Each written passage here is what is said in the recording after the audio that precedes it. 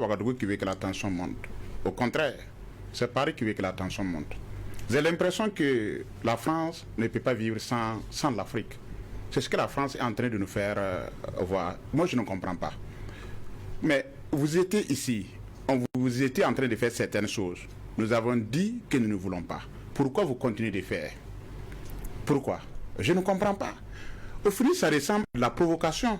Ce que les diplomates français sont en train de faire à Ouagadougou. Qu'est-ce qu'ils ont fait? Parce que jusque-là, il est question d'activités subversives. Ce sont des activités subversives. Si on s'en tient à l'officiel. Voilà, oui, effectivement, je ne peux pas révéler certaines choses ici, mais je suis au courant de cette affaire.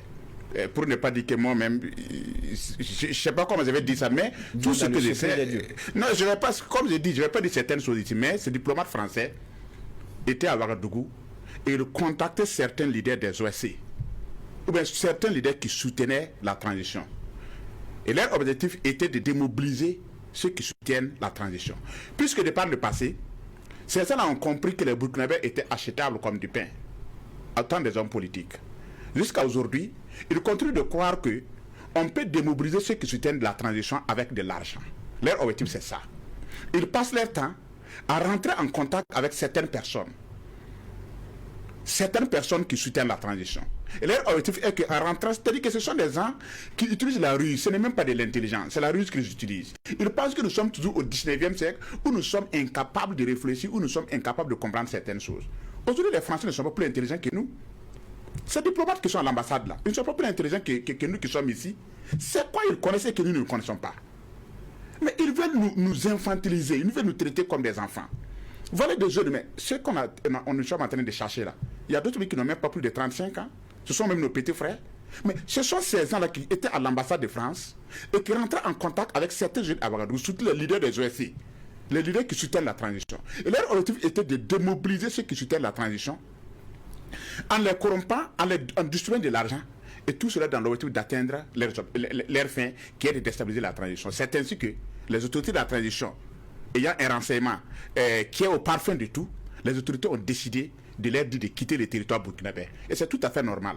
Donc quand vous dites que la tension monte entre Ouagadougou et Paris, ce n'est pas Ouagadougou qui provoque la tension. C'est Paris qui provoque toujours la tension.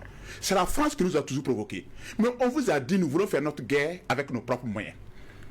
Qu'est-ce que vous continuez à faire à travers ces activités-là, en entamant des activités subversives, en voulant rencontrer des gens qui soutiennent la transition? C'est pour faire quoi? Moi, je ne comprends pas.